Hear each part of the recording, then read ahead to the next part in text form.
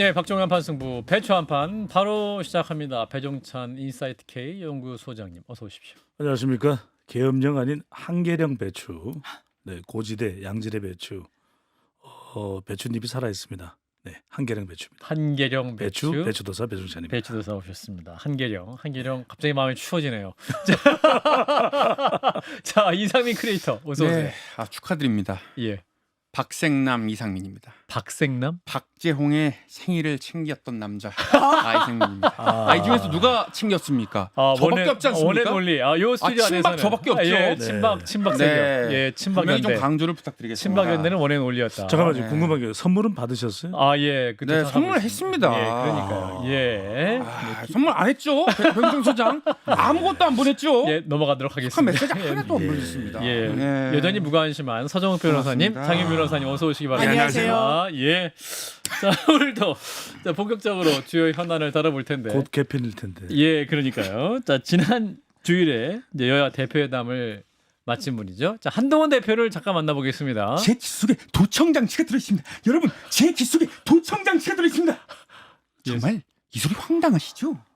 요즘 시대에 이재명 대표 계엄령 이거 가당키 납니까? 그리고 근거는 차차? 아니 차차가 혹시 차 두 대를 의미하는 겁니까? 황당하시죠? 저 정말 계엄령 소리가 황당합니다. 앵커님, 예. 그리고 모두 발언이라고 하셨는데요. 예. 모두 발언인데 왜 저부터 시킵니까? 모두 해야 되는 발언이 모두 발언 아닙니까? 이것도 황당하시죠? 여당 대표시니까 먼저 하신 예. 계엄령 발언 정말 황당합니다. 그리고 저 끝나고 더 발언 길게 하는 거 제가 보셨죠? 예. 혹시 이재명 대표가 길게 하라고 시켰습니까? 예? 이게 무슨 소리인지 모르겠는데.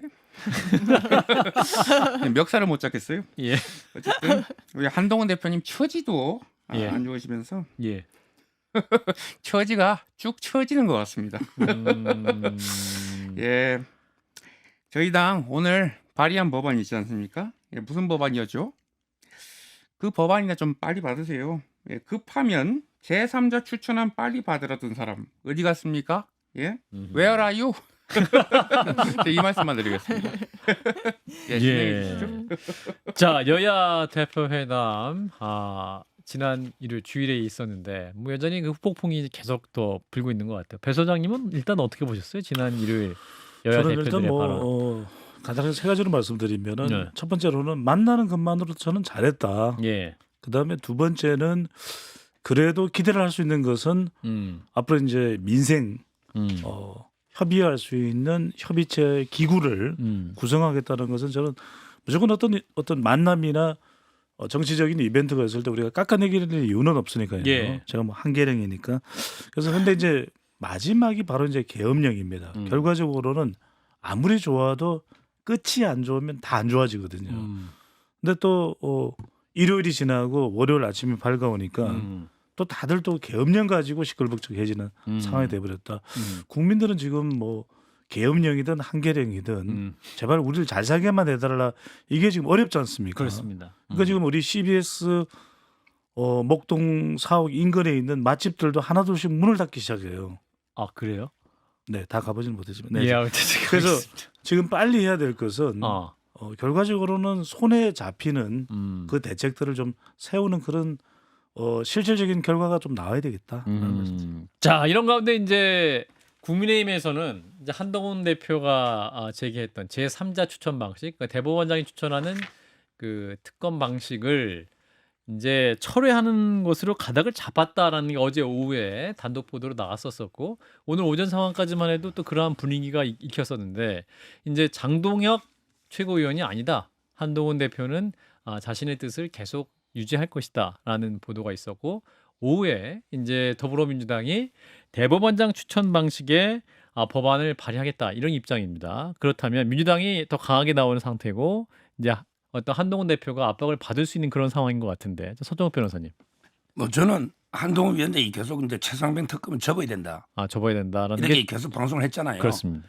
그런데 그 현실적으로 의원들 설득이 어렵고요. 현실적인 이유가 하나 있고요. 아, 하고 싶어도 108명의 예, 국민의힘 의원들. 의원들이 따라줘야 하잖아요. 음, 그다음에 바로 말을 바꾸기 좀 그러면 명분이 있어요.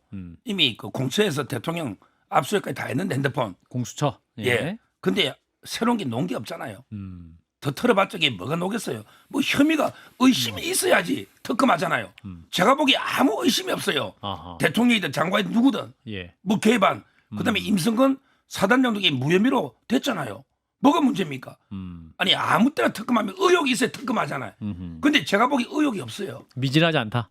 예, 근데 대통령이 뭐 통화했다 경로했다 이 정도 외에는 의혹이 없어요. 예. 통화 내용이 뭐 너무 따이고 경로 이유도 모르겠고 예. 이거 가지고 어떻게 특검합니까? 그러니까 저는 명분과 그다음에 현실적인 설득 힘 둘 다 봤을 때 지금 빨리 접는 게 그나마 한동훈 대표도 좀 이게 상처를 덜 받는 거예요. 접어라. 끌어봤자 접어라. 끌어봤자 이게 되지도 않을 거. 더 이게 정치적으로 오히려 이제 자기가 더 피해를 보는 거죠. 저는 빨리 접을 거로 보고 그다음에 이번에 민주당 안 있잖아요. 예, 대법원장 추천. 4명을 추천하면 민주당이 거기서 2명으로 좁히고 그 안에서 대통령 선택하는 방식인 것 같아요. 그러니까요. 예. 이렇게 복잡한 과정은 더 처음 보는데 예. 대법원장이 4명해서 비토권처럼 뭐 2명 하고 4명이 다 마음에 안 들면 또 이게 비토권도 있더라고요. 아, 예. 그러면 이게 이렇게 저는 복잡한 선정 절차는 처음 봅니다. 아. 과연 이게 물론 대법원장 추천이 4명 있지만 계속 비토하면 결국 자기들 마음대로 이렇게 2명 뽑는 거 아니에요. 뭐 크게 달라진다 싶어요. 예, 일단 뭐 야당이 고르는 건데. 자, 장 변호사님 어떻게 보십니까? 일단 예. 한동훈 대표는 굉장히 이도저도 하지 못하고 어려운 국면에 처했다인 것 같습니다. 예. 일단 본인이 저는 의미가 있었다고 봐요. 양단 대표가 모여서 이게 뭐 비공개 과정 중에 나온 것입니다만 나는 되게 내 처제가 지금 당에서 좀 어려운 부분이 있다. 내가 하겠다. 법안도 지금 준비 중이다.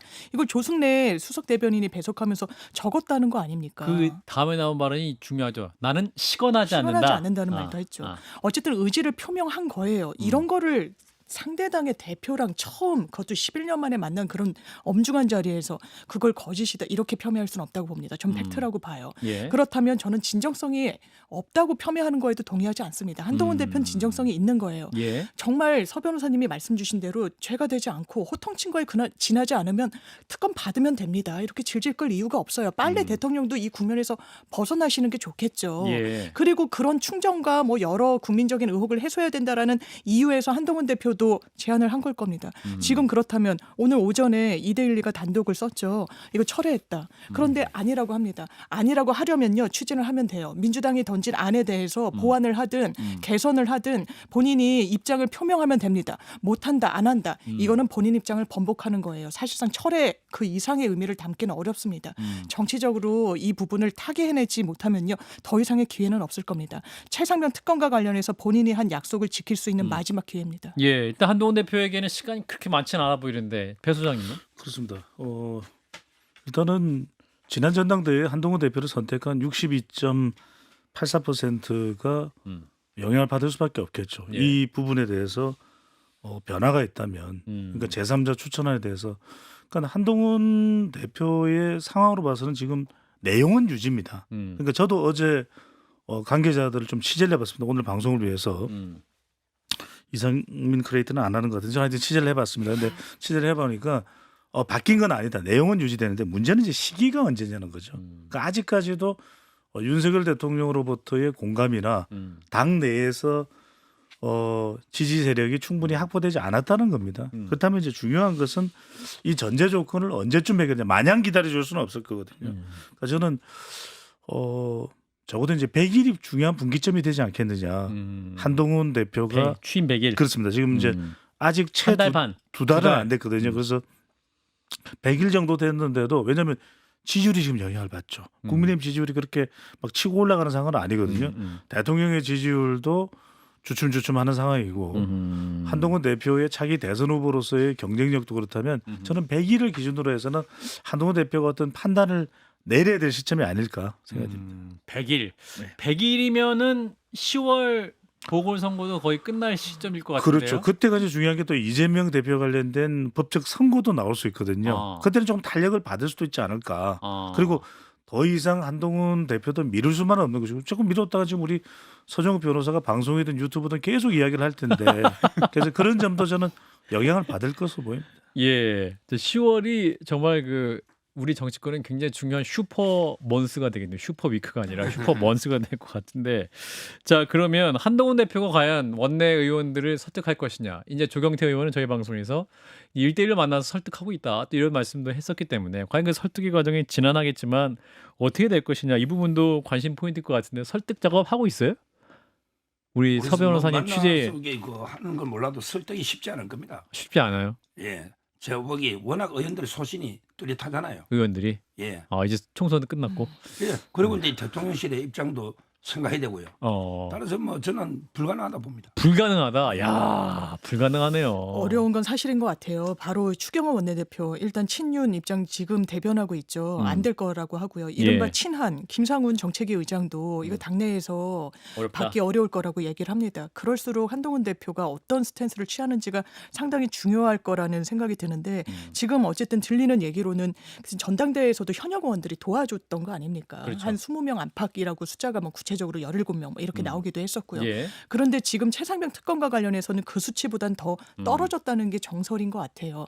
그렇다면 진짜 일부에서는 10명 왜냐하면 입법 발의를 하기 위해서는 10명의 현역 의원이 있어야 되니까 이 10명도 못 채우는 거 아니냐 이런 이야기가 나오는데 그렇죠. 이걸 돌파해야 되는 거는 어쨌든 본인 몫입니다. 설득을 한다라고 그냥 이야기가 하는 게 아니라 설득을 해내야죠. 그래야 정치적 미래가 열린다는 건 본인이 잘할 겁니다. 한동훈 대표 입장에서는 사실은 차기 여권의 가장 강력한 대선 주자이기도 하고 이제 63%의 지지를 얻은 당 대표로서 이 이슈를 통과시키지 못하고 만약에 좌절이 된다면 한동훈 대표 입장에 힘이 빠지게 되기 때문에 오히려 더 강하게 나가서 부러지는 지언정 오히려 더 강하게 나가야 되는 것이 아니냐 이런 말도 할 수 있을 것 같은. 한동훈 대표 힘 너무 빠지는 거 아니에요? 만약에 좌절되면?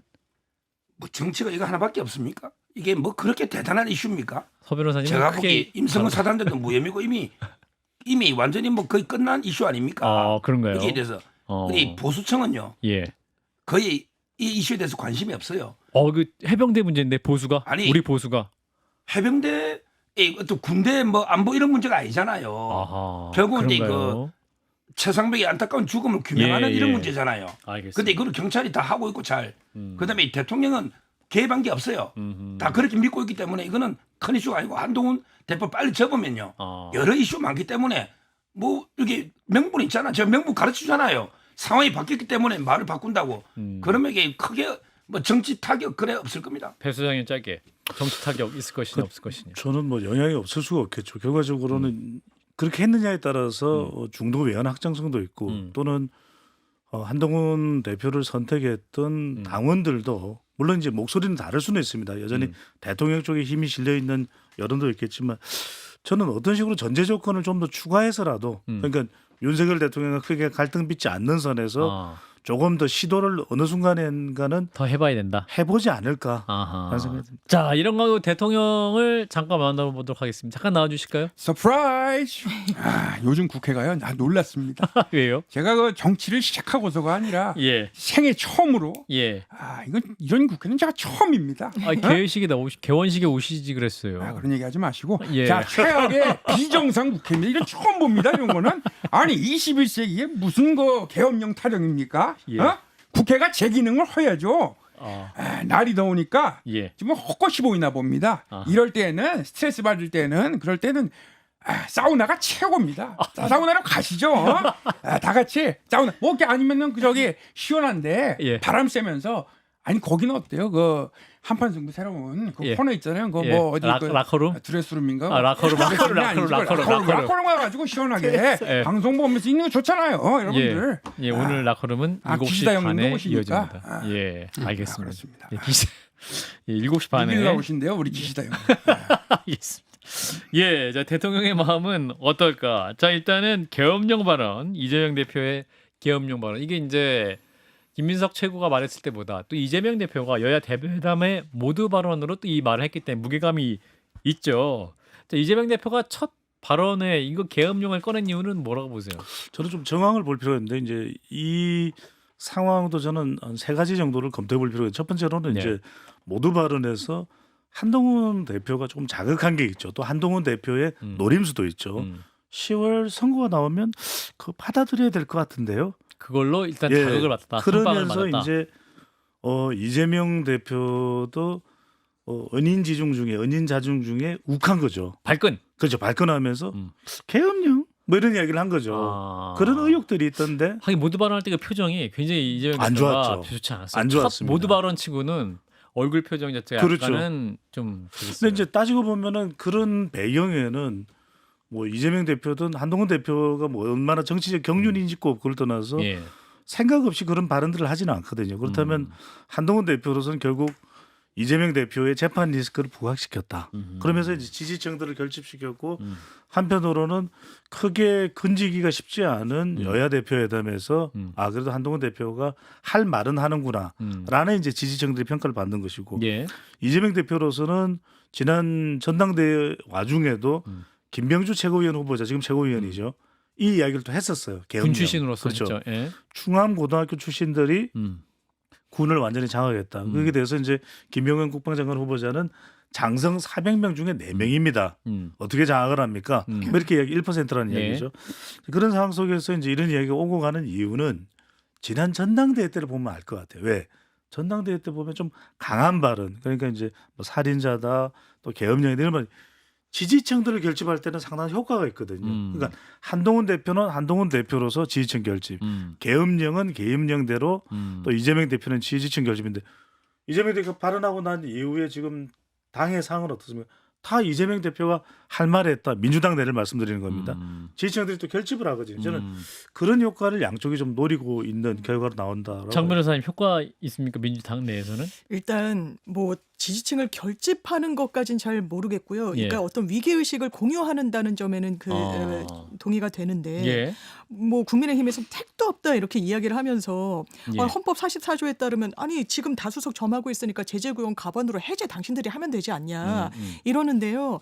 지난 2016년도에 공개된 계엄 문건을 보면요. 왜냐하면 헌법 44조를 보더라도 현행범은 예외예요. 아하. 그런데 집회 시위 장소에서 의원들을 현행범으로 체포를 해서 구금한 다음에 그렇게 하자는 시나리오가 그 당시 문건에 담겨 있어요. 이걸 검토했다는 겁니다. 최소한. 예. 예. 그렇다면 이런 우려를 표명하는데 가짜라고 그냥 진단할 수 있는 것인지 저는 이 부분과 관련한 그리고 뭐 김빼기 효과도 전 분명히 있다라고 생각하고요. 여러 정치적 포석도 있겠지만 이런 우려를 야당으로선 제기할 수 있다는 입장입니다. 충분히 제기할 만하다. 서 변호사님.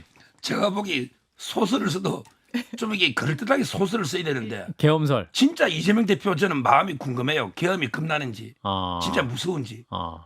계엄하면요. 예. 광화문에 우리 국민이 100만 이상 나옵니다. 우리 군인 50만 중에 얼마 따를까요? 계엄 선포하면 군인들이 그 얼마 따를까요? 근데 국민이 100만이 나옵니다. 그 저항을 지금 이게 수많은 언론 우리 CBS부터 그 계엄에 찬성하겠습니까? 그 감당할 수 있나요? 그리고 대통령 임기가 2년 남짓 남았죠. 내일 당장 계엄 선포합니까? 선포하다가 그게 한참 뒤면 레임덕이 오가지고 지금 임기 말칠지 안 말지도 모르겠는데 그 계엄 선포해가지고 뭘 하겠다 뭘 실익이 있어요. 뭐 헌법 바꿔가 윤석열 대표 5년 더 합니까? 뭐 어떻게 합니까? 그리고 이게 국회의원 42명 체포할 것 같으면 지금 바로 이재명 대표 바로 구속시키지. 그것도 구속 못 시키잖아요. 대통령이. 근데 어떻게 42명을 잡아가요? 아니 괴담을 해도 좀 어느 정도의 근거가 있어야 되는데 이 우리 국민을 너무 우습게 보잖아요. 아하. 계엄 선포하면요. 예. 제부터 광화문 가서 반대합니다. 아. 그 찬성할 국민이 누가 있냐고요. 아하. 계엄 선포해서 아무 이유 없이 42명 막 잡아가고 이게 말이 됩니까? 우리 법치 수준에. 그러니까 42명의 얘기는 이제 42명의 그 야당 의원을 잡아가면 그렇습니다. 과반 이상이 또 계엄을 해제할 수 없는 상황이 되기 때문에 뭐 이제 근데 그렇게 더 웃기는 잡아간다. 게 외부에서 전자투표를 대변인데 예. 그러면 그렇게 무지막지하게 잡아가는데 전자투표 인정하고 아니 전자투표에서 이거 우리 해제할게 돌아가는 계엄군이 있습니까? 계엄이라는 자체가 쿠데타인데 그거 진짜 순진한 건지 저는 그 이재명 대표 마음속에 궁금해요. 제가 왜 좀 하는지. 예, 정확하게 그래서- 말씀을 드릴게요. 뭐냐면 예. 방금 전에 장윤미 변호사가 말씀하신 계엄령 자체는 예. 77조입니다. 44조는 이제 불체포 특권과 관련해서 체포를 해버린다. 예. 의원들을 체포해버리니까 예. 국회의원들을 체포해버린다 이 이야기인데 이제 실제로 그럴 가능성이 높지는 않고 2017년에 이제 박근혜 정부 때에 계엄령 문건인데 그런 이제 문건이 있는 것이고 실제로 가능하냐 여부는 또 다른 차원이고요. 이제 이런 발언을 한 이유는 상당히 이제 계엄령이 이야기될 정도로 대통령의 인사나 대통령의 국정 운영에 대한 이제 강도 높은 비판을 하는 거고 제가 제안드립니다. 계엄령 이야기하지 말고 요즘 국민들이 힘드니까 한계령 배추 잘 안 팔리거든요. 제발 좀 도와주십시오 국민들을. 저는 그래서 여야가 예. 이런 이야기 할 때가 아니라 좀 밥을 세고 야전 침대 다 준비해서 예. 민생을 좀 이야기했으면 좋겠습니다. 예. 자, 민생을 얘기해야 되는데 지금 또 오는 10월에 있을 재보궐선거 열기가 좀 뜨거워지고 있습니다. 호남으로 가보면 조국 대표가 나가 있어요. 지금 잠깐 나와주실까요? 예, 현장의 조국입니다. 멋이 중원디, 멋이 중원디. 너무 옛날 영화입니까? 곡성에 나와 있습니다. 아, 영광 곡성 재보궐선거에 예. 저희 조국 혁신당도 후보를 내서 흐르는 물처럼 민주당과 선의의 경쟁을 반드시 이루겠습니다. 고맙습니다. 영광 곡성 옥과 노인회관에 다녀왔습니다. 거기 옥성 노인회관, 옥과 노인회관 어르신들 다음에도 옥과 고맙습니다. 예. 저 이해했어요. 듣는 사람들은 개그 독재자입니까? 예. 개그도 진짜. 영광에서 고맙습니다. 굴비를 좀 드셨어요, 대표님? 많이 먹었습니다. 알겠습니다. 민생이죠. 법성보궐비. 말씀 제 소장은 먹성 아닙니까? 예. 조만간 한번 모셔야겠네. 자, 일단은 이 10월 16일입니다. 이 예. 재보궐선거, 서울시 교육감 선거가 이제 추가되면서 아주 또 빅매치가 되는 전국 단위의 어떤 그 관심을 끌게 됐는데, 자, 관련 여론조사 있죠? 그렇습니다. 말 그대로 이제 이번 선거가 전라남도 영광이 포함되기 때문에 예. 실제 이제 영광은 또 이낙연 전 대표의 고향이기도 합니다. 관계는 없는 이야기고요. 예. 자, 이 오늘 조사는 중앙선거인조사 심의위원회 홈페이지에서 확인 가능합니다. 예. 무등일보와 뉴시스가 강주 전남본부, 뉴시스 강주 전남본부가 윈지코리아 컨설팅에 의뢰를 해서 8월 30일 실시를 했습니다. 영광 502명 대상이고요. 예. 무선 자동응답 조사입니다. 이번 재보궐선거에 출마하는 후보들 중 예. 개인 후보자의 이름은 들어가지 않았고 정당을 보기로 넣었습니다. 어느 정당 어느 후보를 정당 후보를 지지하시냐? 지지하겠습니까? 더불어민주당 69.2%, 조국혁신당 11.9%, 진보당 9.2%, 무소속 3.3% 결과가 나왔습니다. 그러니까 이 결과만 보면은 뭐 압도적이고요. 민주당이. 그리고 조국 혁신당의 후보가 누구냐에 따라서 뭐 달라질 사항은 있을 겁니다. 그러니까 아직까지는 근소하게 진보당하고도 아주 큰 차이가 안 나는 조국 혁신당이긴 하지만 아직 현재 지금 여론조사 정당과 관련해서 정당을 대입해서 본 결과는 상당한 차이가 있는 결과로 나타났습니다. 예, 또 하나 이제 관심 가져야 할 게 서울시 이 교육감 선거인데 벌써 이제 보수 진영 후보 단일화 시동도 걸리고 있다라는 이야기도 있고, 자, 주목하시는 포인트가 있다면 이건 서 변호사님을 듣때 살짝 말씀 주시면. 지금 먼저 이제 저는 조국 당이요 엄청나게 고전할 겁니다. 어디세요? 호남에서? 총선 때 비례가 40대 40 비슷해요. 이거 믿고 있는데 그때 총선 때는요 한 표씩 나누어지는 맛이 있잖아요. 지역구는 민주당 하나 주선이. 지민 비조. 예, 그러니까 비례는 하나 조국당 불사하니까 비례 하나 줄게 이랬잖아요. 예. 근데 이번에는 한 표 가지고 나눠줄 수 없잖아요. 그러면 이게 민주당 찍습니다. 제가 보기에 민주당이 앞서갈 거로 보이고요. 그다음에 그 서울시 교육감. 서울시 교육감은요 역대 모든 선거를 보면 예. 단일한 진영이 이겼어요. 보수 단일화 할 수 있어요? 이번에는 돼요. 왜? 서약서를 씁니다. 그러니까 저 같은 사람들이 또 감시합니다. 다 이게 제가 조전혁, 박선영 뭐 다 잘 알아요. 이제 감시를 합니다. 여러 단체들이. 선거관리위원장이십니까? 예, 자유우파 내에서. 자유우파 내에서. 우파 내에서. 오. 그리고 이게 각서를 확실히 받아요. 아하. 그리고 이제 천명합니다. 단일화 절대 어기지 못하게 아하. 단일화 됩니다. 근데 그러면 이게 교육감이 불만할 거예요. 어떤 당 경선 불복 그렇게 되는 게 아니잖아요. 페널티 줄 수 있는 상황이 그렇지만 이제 아니고. 여러 방송에 유튜브를 돌면서 약속을 지킨다. 근데 이 서약까지 쓴다니까. 서약서? 이래가 약속을 어기고 또 나오면 공증 그게 필요 서정욱? 없겠습니까? 서정욱 변호사의 공증으로? 여러 사람 공정. 여러 사람 공증으로? 우파에. 자, 배 소장님. 서정욱 변호사가 나오면 어떻게 될까 이런 생각이 들기도 하고요. 중요한 건 이제 교육 경력이 없어요. 예. 단일합니다. 교수회가 있습니다. 아 맞다 교수하셨어요. 그 의지가 있으신데 이분이? 자격 박정희 거는 몰랐군요. 예, 의지가 있으시네. 예, 저는 계속해서. 파악했는데. 예. 그래서 결과적으로는 단일합니다. 양쪽 다.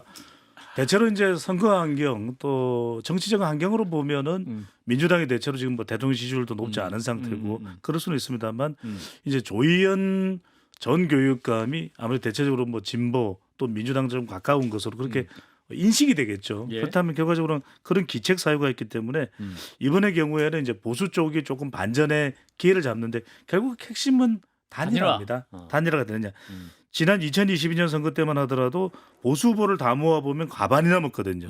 그런데 결국 단일화가 사실상 이루어졌던 조희연 당시 후보의 경우에는 38.10으로 당선이 됐던 걸 보면 이번에도 10월 16일 이전에 9월 말이나 10월 초에 단일화가 되는지 여부 이게 최대 변수라고 봐야 되겠습니다. 장 변호사님. 저는 이번 재보궐이 일단 판도 커졌고요. 양당한테 미치는 영향이 상당히 크다. 저는 한동훈 대표한테 미칠 영향이 더 클 거라는 생각합니다. 입지. 예, 왜냐하면 기본적으로 입지가 좀 탄탄하지 않기 때문에 아.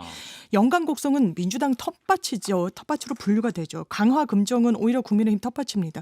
그럼에도 불구하고 이겼다 졌다가 아니라 각 지역에서 얼마만큼의 점유율을 획득하는지, 호남에서 어느 정도나 과연 두 자릿수가 지금 나올 수 있을 것인지. 지금은 대통령 탓하기에는 너무 많이 와버렸어요. 본인이 국민의힘의 대표입니다. 아하. 그렇기 때문에 이번 선거와 관련해서 뭐 시도당에 위임을 한다, 공천과 관련해서 중앙당은 거리를 둔다, 이거는 말이 되지 않습니다. 본인의 책임하에 이번 선거 치러야 될 겁니다. 예, 10월이 가까워오고 있다라는 점, 새로운 정치 계절이 오고 있습니다. 자, 오늘은 이분을 만나면서 배추 한 판을 마무리하도록 하겠습니다. 의정 갈등 관련해서 요즘 인터뷰 많이 하시던데 한판 승부는 출연 안 하고 계세요. 자, 안철수 의원님 나와주실까요? 와우, 국군의 날이 공휴일이라니 완전 럭키비키잖아.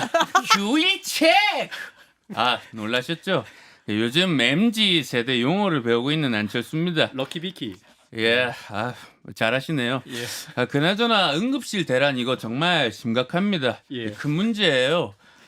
정부 관계자들이 응급실에 반나절만이라도 좀 상주했으면 좋겠습니다. 예. 그냥 가서 문 열렸구나 하고 돌아가시면 그게 현상 파악이 되겠습니까? 아하. 정말 이거 심각합니다. 예. 제가 2부에 그 박민수 보건복지부 차관을 만나는데 예. 박민수 차관은 얼마나 상주했는지 제가 직접 질문을 해서 안철수 의원의 궁금증을 풀어드리겠습니다.